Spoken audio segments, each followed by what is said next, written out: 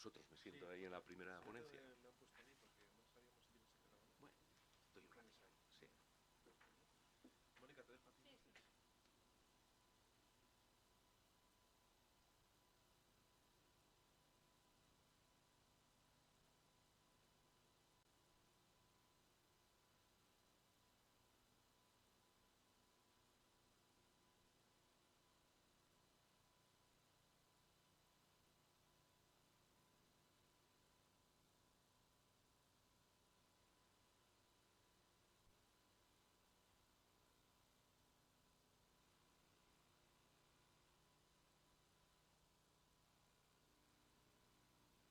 Conferenciante reconocido a nivel mundial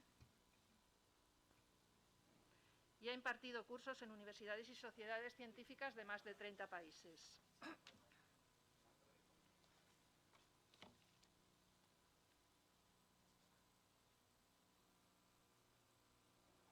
David. ¿Cuál? Sí.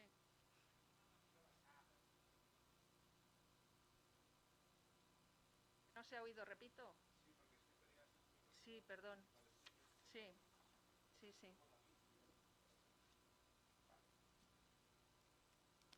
Me voy a quitar la mascarilla porque así se oirá mejor.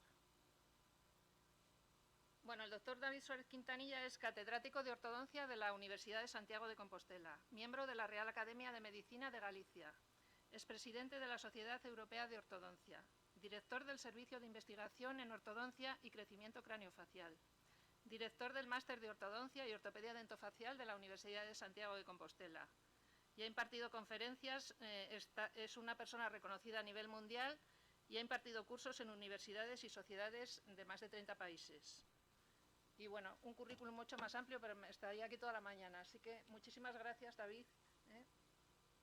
Y te dejo la palabra. Muchísimas gracias, Mónica. Muchísimas gracias, presidente. Muchísimas gracias, soy secretario delegado del Gobierno y es para mí un honor estar aquí con todos ustedes y realmente yo, para no pisarnos las conferencias y hacer un poco cada uno, centrarnos en un punto del tema de las agenesias, voy a hablar de la repercusión de las agenesias dentarias, creo que es algo bastante desconocido para el gran público, en el crecimiento craneofacial.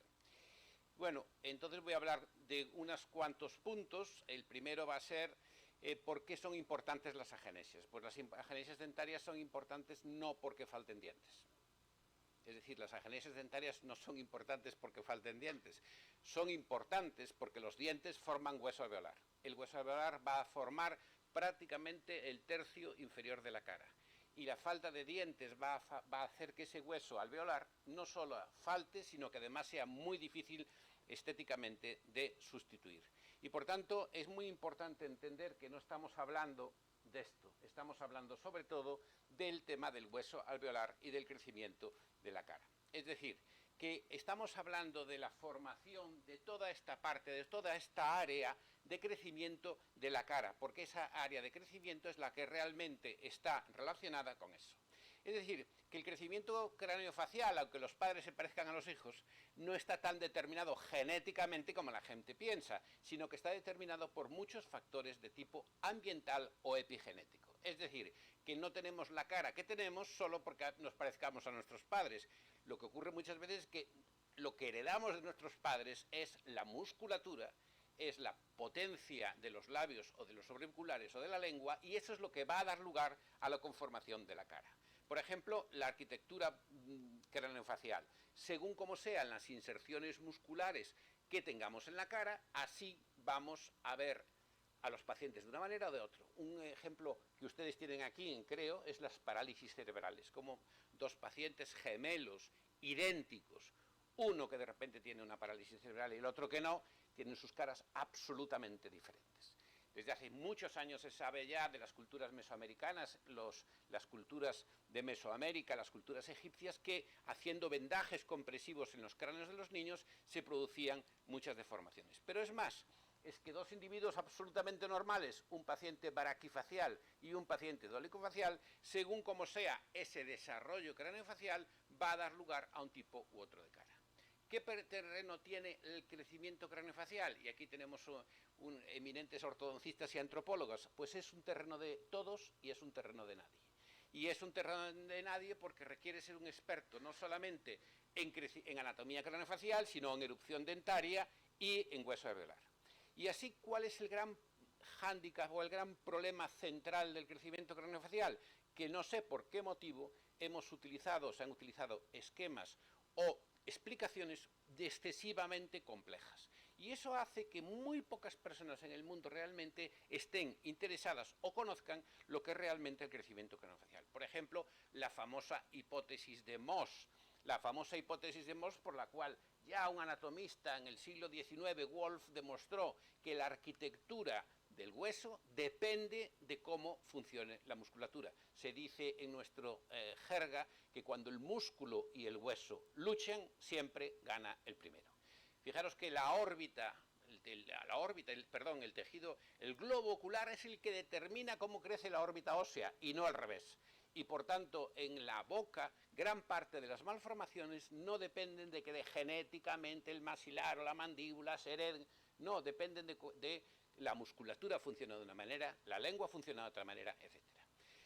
Y por tanto, ¿por qué es esto? Pues porque esta es una de las frases más importantes de crecimiento craneofacial, y es que no existen lugares genéticamente predeterminados de crecimiento, o por lo menos tantos como creemos, sino lo que existen locus o áreas de crecimiento.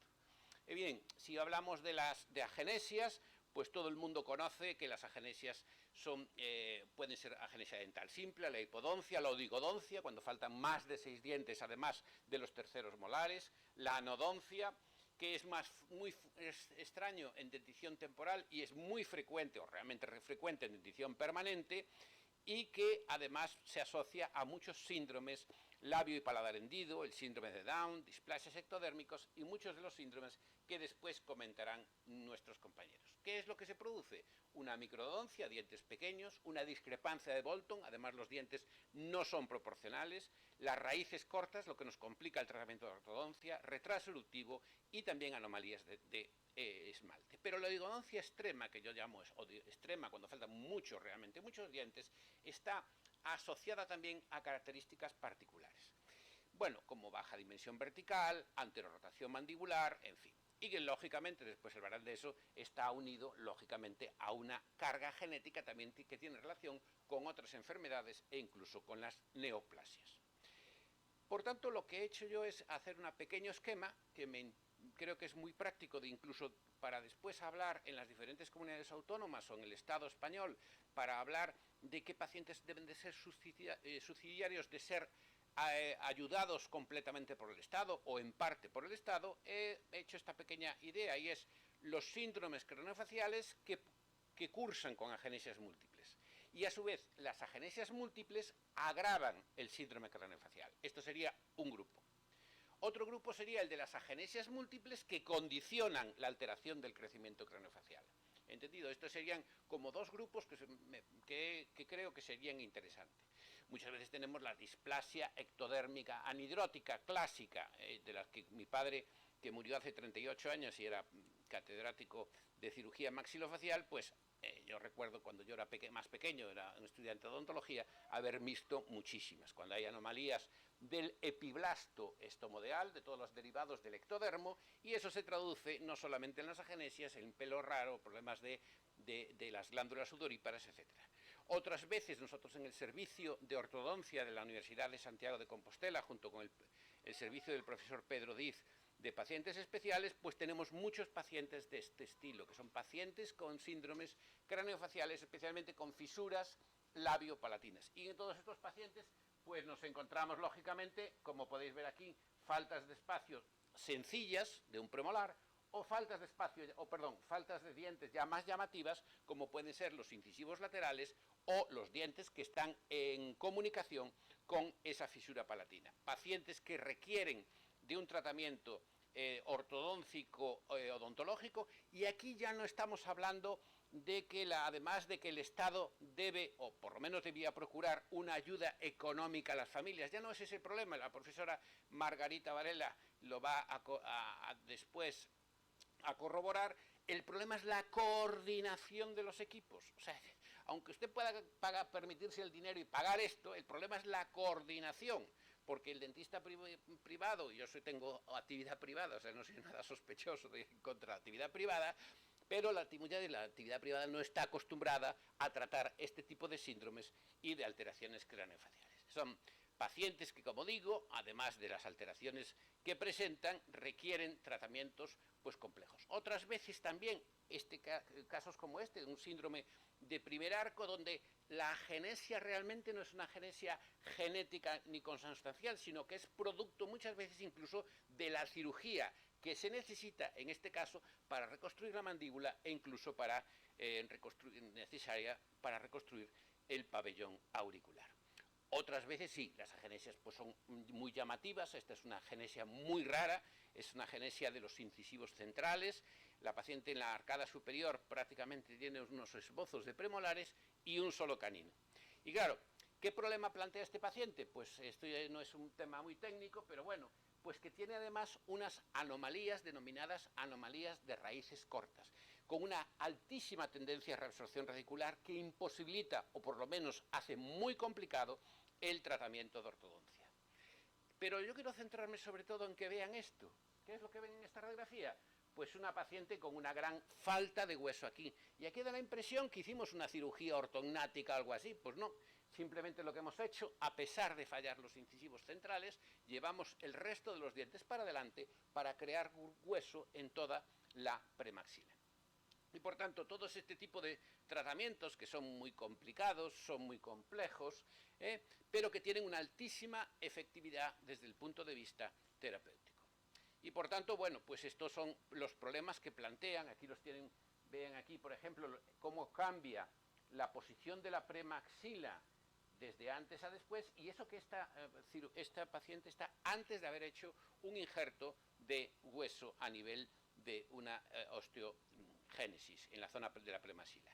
Las agenesias, cuando el síndrome craneofacial produce agenesias múltiples, y tenemos cuando las agenesias múltiples producen alteraciones del crecimiento craneofacial. Muchas veces lo que nos encontramos es que hay una falta de desarrollo de los dientes, y esa falta de desarrollo de los dientes la tenemos que favorecer con una serie de técnicas el crecimiento craneofacial. Aunque el tratamiento va a ser realmente tardío en cuanto a la reposición dentaria, sin embargo, durante el crecimiento es donde tenemos un pequeño problema, porque no se hace muchas veces nada. Y durante el se dice, bueno, si el niño tiene un poco de complejo, le ponemos una protesita ahí. No, realmente hay que hacer otra cosa, que es un poco de lo que vengo a hablar yo aquí. ¿Qué nos importa aquí? Lo más importante no son los dientes. Durante el crecimiento de la cara de la niña, lo que hay que hacer es esto: el control de lo que llamamos dimensión vertical, que esta parte de aquí no se colapse, que esta parte de aquí no se cierre. Y hay que engañar a la articulación temporomandibular haciéndole creer que el niño tiene dientes, porque si no hacemos eso, la mandíbula se colapsa y eso ya va a producir problemas que son muy difíciles de tratar el día de mañana. Por tanto, he puesto, para ser gráficos, 3 tipos de casos. Incluso algo parecido podría ser para valorar incluso las ayudas estatales. El semáforo verde, pues las agenesias que no tienen mayor repercusión que la estética y un poquito la función, las cuando faltan ya más de 4 dientes, y los agenesias cuando faltan muchos dientes, o las agenesias se asocian a síndromes craneofaciales. Evidentemente, contar los dientes, consecuencias funcionales y consecuencias estéticas. Y por tanto, bueno, pues muchas veces es un tema estético. Pues aquí le falta, esta niña le falta un diente aquí, pues es un tema puramente estético, es cuestión de arreglarla después con ortodoncia, abrirle un espacio y tal. ¿Hasta qué punto eso es importante que el Estado lo cubra? Bueno, pues esto a lo mejor pues no haría falta, esto es un tema estético. Otras veces, pues es un tema que tampoco tiene una gran repercusión. ¿Cómo se diagnostica muchas veces una agenesia? Pues de la manera más sencilla del mundo. El niño tiene 2 dientes aquí temporales, 2 dientes temporales, un diente temporal se le cae y los padres ven que el otro diente no se cae, no se cae, no se cae, o se cae allí y no aparece nada. Y efectivamente, cuando vamos a estudiar por qué aquí este diente no se cae, pues nos encontramos que debajo de este diente pues no hay diente, y por tanto es una agenesia puntual que, bueno, eso no tendría una mayor repercusión. Otras veces las agenesias tienen una especie de la naturaleza es muy inteligente, y aquí pueden ver un niño al que le faltan los 2 dientes de los lados, de los incisivos laterales, pero los colmillos ya vienen a ocupar su posición. Es decir, son situaciones, como pueden ver aquí, donde prácticamente casi, si uno no es experto y como los dientes se coloquen muy bien, no se nota que faltan dientes. Son los 2 incisivos centrales y estos 2 son los caninos, que son los dientes ya de los caninos, pero se han puesto, como pueden ver ahí, pues bueno, pues no es que quede una maravilla, pero esto no plantea ningún problema de salud, ni ningún problema a largo plazo. Es decir, hay pues problemas estéticos y tal, mínimos, como puede ser eso, pues que necesiten. Y estos son todo, que pueden ver ahí, pues son casos que se hacen, estos casos muchas veces, pues cerrar el hueco. ¿Qué significa? Pues que se quita, en este caso es un canino temporal, quitamos el canino temporal, cerramos todo y después los 2 incisivos laterales, perdón, los 2 caninos se convierten estéticamente y tal. Esto sí que creo que no tiene ninguna discusión. Incluso este es un error mío, es decir, no es tan fácil detectar una agenesia, es decir, pues prácticamente aquí parece que no falta ningún diente, si contáramos todos los dientes, si nos paráramos ahora a contar los dientes, y sin embargo, cuando nos ponemos a analizar bien el caso, nos damos cuenta de que sí, que falta el contralateral al primer molar superior. Es decir, este diente no es un primer molar, es un segundo molar, pero hay que fijarse mucho, hay que ser casi Sherlock Holmes para ver que la anatomía oclusal de ese molar no es la del otro. Repercusión funcional, ninguna. Repercusión estética, ninguna. Entonces, todos estos elementos son importantes. Otras veces tenemos pacientes que tienen una maloclusión un poquito dependiente del, un poquito, no dije mucho, un poquito dependiente de la maloclusión. Aquí ven, por ejemplo, falta un premolar y eso nos condiciona un poco que esta niña que tiene una retrusión mandibular, bueno, pues tengamos que poner, en este caso se hace una disyunción del maxilar, expansión del maxilar, y después se tiene que corregir la parte inferior. Pero vuelvo a repetir, estos son casos de agenesias que no plantean grandes problemas. Este caso también es curioso, es un paciente con una hipoplasia maxilar, una compresión del maxilar, si hacemos el tratamiento, donde apreciamos una agenesia de los 2 premolares. Bueno, yo hago el diagnóstico de agenesia de los 2 premolares, hacemos nuestro tratamiento de ortodoncia, que consiste en hacer una disyunción del maxilar y después con una máscara facial llevar esto para adelante, pero lo que me interesa que vean aquí también, por eso es un poco una especie bueno, vemos que el maxilar ha venido muy hacia adelante, con lo cual me extraña esa respuesta tan positiva a la tracción anterior, porque yo creo mucho en el hueso alveolar. ¿Y cuál es mi sorpresa? Cuando hago la radiografía de final de tratamiento, y efectivamente no faltaban los dientes, se había producido una formación tardía de esos dientes. Seguro, si hubieran faltado los dientes, hubiera faltado el hueso alveolar y el paciente sería imposible de corregir con métodos ortopédicos y habría que recurrir a la cirugía ortognática. Por tanto, cuando nos faltan dientes posteriores, por ejemplo, nos faltan los premolares, nos vamos a encontrar estos escalones en la oclusión que pueden tener una serie de repercusiones. No tenemos la afectación, bueno, cuando hay más de 4 agenesias ya las cosas empiezan a complicar, hay que contar los dientes, pueden tener consecuencias funcionales reales o yo llamo algunas veces hipotéticas. Y lo que sí es verdad en los dientes, yo soy médico y creo que la medicina tiene un problema con la odontología, más que la odontología tiene un problema con la medicina, y yo soy muy amante de la medicina, pero sí que es verdad que la falta de formación odontológica en medicina pesa mucho. Yo este año tuve el honor de dar el curso precongreso, uno de los cursos precongresos de la Sociedad Española de Otorrinolaringología, y era una de las cosas que decía, que ante todo niño con problemas dentales, como tenga problemas asociados médicos, Margarita lo sabe muy bien, por trabajar en el equipo que trabaja, pues muchas veces la gente se pierde, y es una cosa que como que la odontología es solamente los dientes, la odontología es mucho más, como estamos viendo hoy.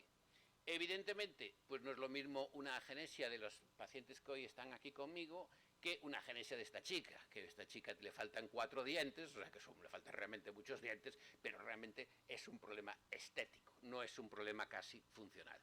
Por tanto, yo creo que es importante, lo decía hace un momento y se lo comento al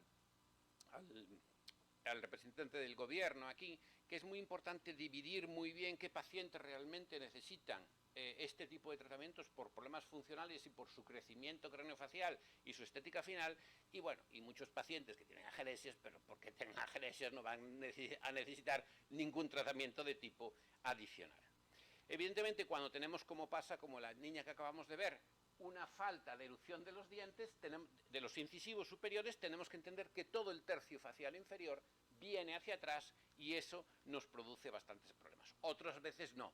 Aquí falta un incisivo lateral, en esta niña falta un incisivo y es puramente un problema estético. Es más, el tratamiento que hago aquí es muy sencillo, consiste en expansionar la arcada superior y convertir el canino en otro diente, cosa que no se lo va a notar ni el novio. Entonces, pues evidentemente, pues no va a tener ningún tipo de tal. Cuando ya empezamos a hablar de otras cuestiones, es cuando el crecimiento craneofacial va a verse afectado transversalmente, verticalmente o sagitalmente, y las repercusiones también que va a tener en la articulación temporomandibular. ¿Qué pasa si faltan muchos dientes? Aquí es donde empezamos ya a hablar. Y este es el tema que nos interesa. ¿Qué pasa si nos faltan muchos dientes? Pues evidentemente lo primero que nos pasa es como Popeye, pero Popeye niño pequeño, es decir, como lo que ocurre es que se produce una anterorotación mandibular, se produce un colapso vertical de la cara y ese colapso vertical de la cara hace que el niño tenga una sobremordida y una falta de crecimiento del cóndilo. ¿Qué ocurre entonces? Se produce un colapso de la dimensión vertical, se produce una sobrecarga de la articulación, se produce un problema de desarrollo maxilar e incluso un paciente potencial del síndrome de apnea obstructiva del sueño en el futuro, sobre todo por la retrusión mandibular. Entonces aquí ya estamos viendo pues, casos ya más complicados, pues pacientes donde le faltan muchísimos dientes, y en estos casos, pues estos son, por ejemplo, son unas agenesias familiares, yo tengo muchas de ellas, pues traigo unas cuantas, bueno, donde lo primero hay que ver, contando los dientes, pues ya vemos que prácticamente no tiene dientes el paciente, y es muy interesante que veáis cómo es la evolución de la cara, por eso es lo que tenemos que luchar, y además, curiosamente, la evolución de la cara se arregla con lo más económico del mundo, que es simplemente un aparato tipo activador. Después ya el tema estético, el día de mañana, pues ya se verá cómo se va resolviendo. Es decir, ¿qué nos encontramos aquí? Pues un paciente donde a pesar de que existen pocos dientes, hay que abrirle mucho el hueso, aunque parece paradójico. ¿Por qué? Porque tenemos que preparar el hueso para el día de mañana. Tenemos que tener siempre, lo decía el maestro Juan Canut, ¿te acuerdas? El final en la mente. El inicio del tratamiento tenemos que tener siempre el final en la mente. Y aquí pues podéis ver una cosa de esta niña, muy interesante. A mí me gusta mucho, utilizo mucho la teleradiografía, pero utilizo mucho las fotografías, el PowerPoint que tenemos todos en nuestros ordenadores, a mí me encanta. Aquí podéis ver una superposición que en esta niña de crecimiento natural, superpuesto sobre las cejas y los ojos. Y entonces veis cómo ha crecido el mentón, ha crecido la nariz y realmente no ha sido tan espectacular. Lo que ha ocurrido es que ha dejado de crecer todo lo que es el complejo nasomaxilar superior e inferior. Por tanto, en estos pacientes hacemos unos tratamientos básicamente con máscara facial para llevar todo lo que podamos, todo esto para adelante, en este caso del maxilar, y después el elemento fundamental es el más económico y el más sencillo, que consiste básicamente en aparatos de este estilo, aparatos para engañar a la mandíbula, para que la mandíbula se crea que el niño tiene dientes y así pueda seguir el crecimiento de la cara sin sobrecargas. ¿Qué hacer entonces mientras? Pues mientras lo más importante es utilizar un aparato tipo activador de resina normal y corriente, que es fácil de hacer. ¿Y en qué consiste este aparato? En darle dimensión vertical, no me canso de repetirlo, a la cara. Es decir, ¿por qué? Porque en estos pacientes no tenemos hueso, dientes, y entonces tenemos que hacer que este hueso alveolar siga creciendo a pesar de que solamente tenemos dientes temporales.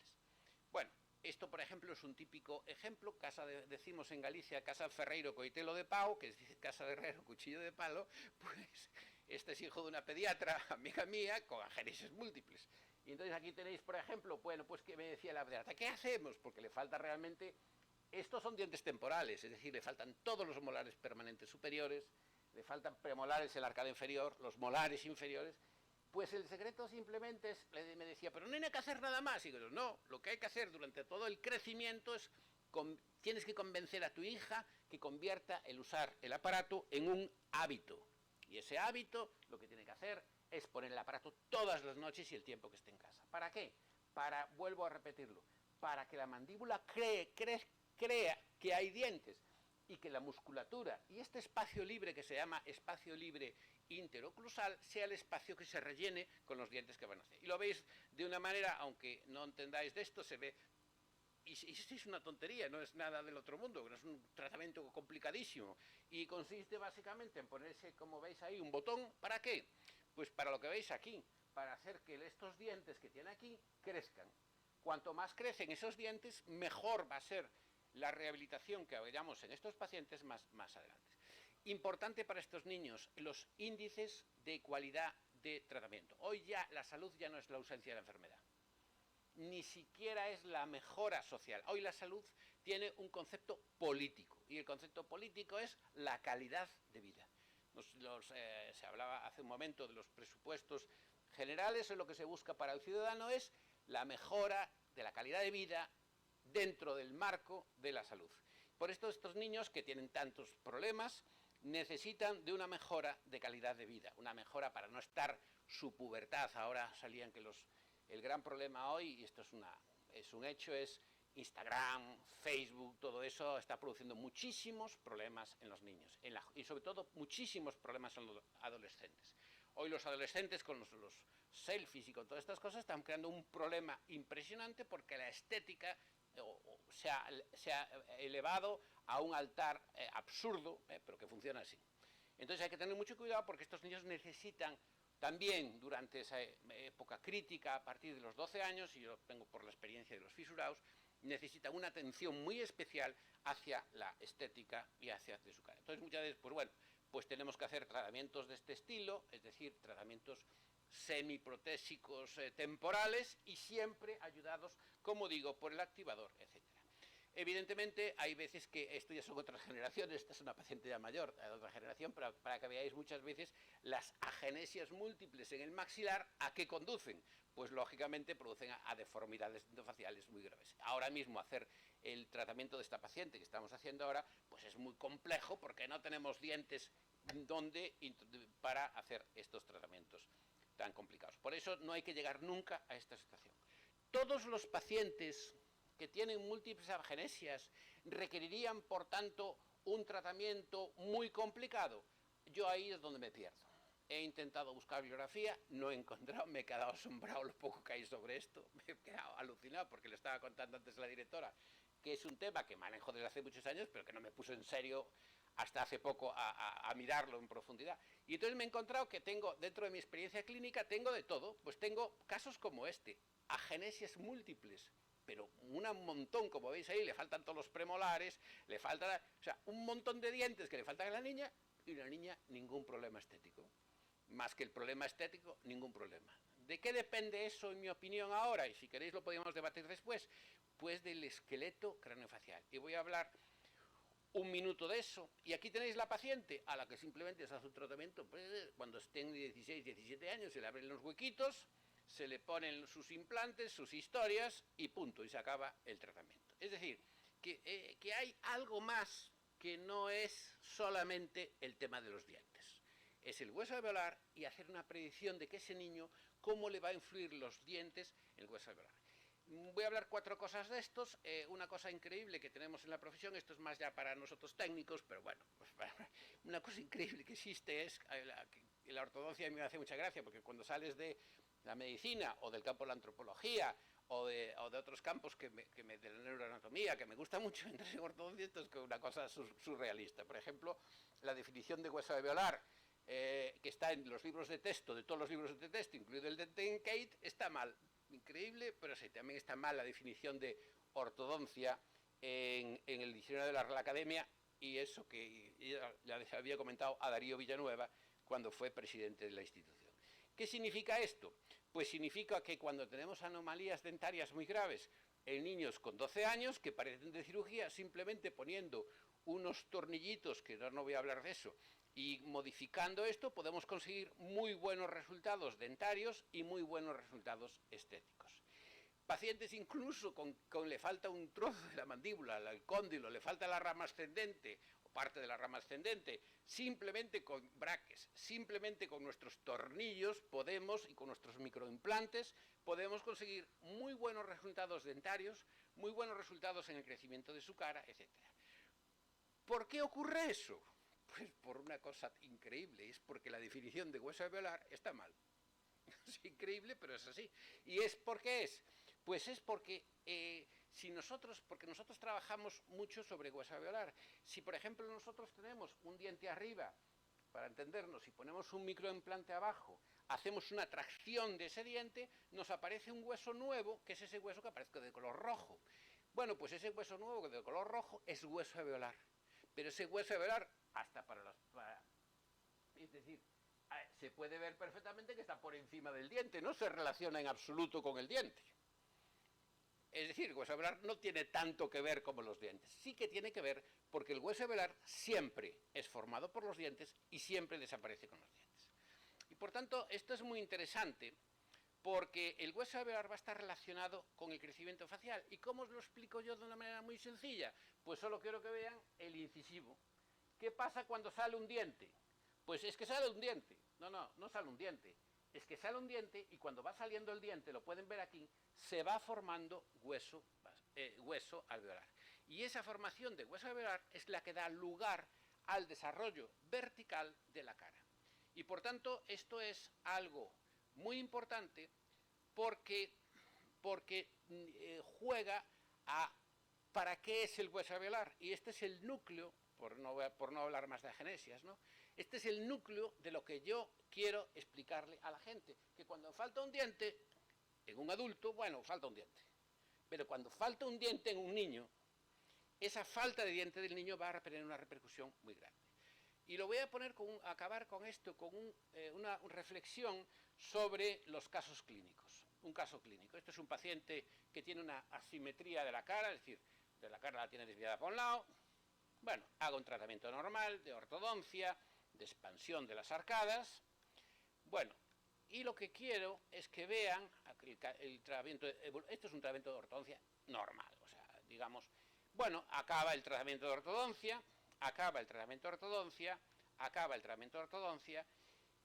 conseguimos lo que llamamos una oclusión, o sea, un encaje de los dientes muy bueno, pero cuando analizamos al paciente después del tratamiento, nos damos cuenta, curiosamente, que sigue por esta doble imagen que presenta aquí, sigue con una asimetría de su mandíbula.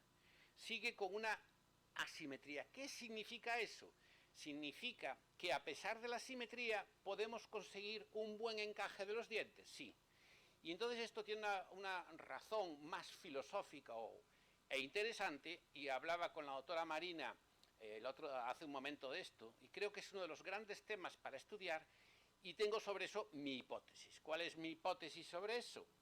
¿Por qué existe esa capacidad de compensación del hueso alveolar con el que tanto vamos a jugar en los niños con agenesias dentarias? Pues existe sobre todo porque durante el proceso de hominización, como después nos van a contar, uno de los elementos claves es la necesidad de hablar, el tubo fonatorio. La verticalización del tubo fonatorio crea un espacio entre la arcada superior y la inferior al que hay que combinar la aparición de diferentes etnias o diferentes biotipos faciales, porque si ahora pusiéramos encima, cuando hablaba de los cráneos guanches, ¿no? Lo que más nos llamaría la atención si ahora todos viviéramos hace 15.000 años, es que nos pareceríamos como primos hermanos, más o menos todos. Sin embargo, cuando yo voy a dar a Cuba un curso, o a Miami, te encuentras que toda la sala, o todos los pacientes son todos diferentes. En Galicia no tanto, pero cuando te vas por ahí, te ves que toda la gente es diferente. ¿Y por qué hay esa capacidad de adaptación?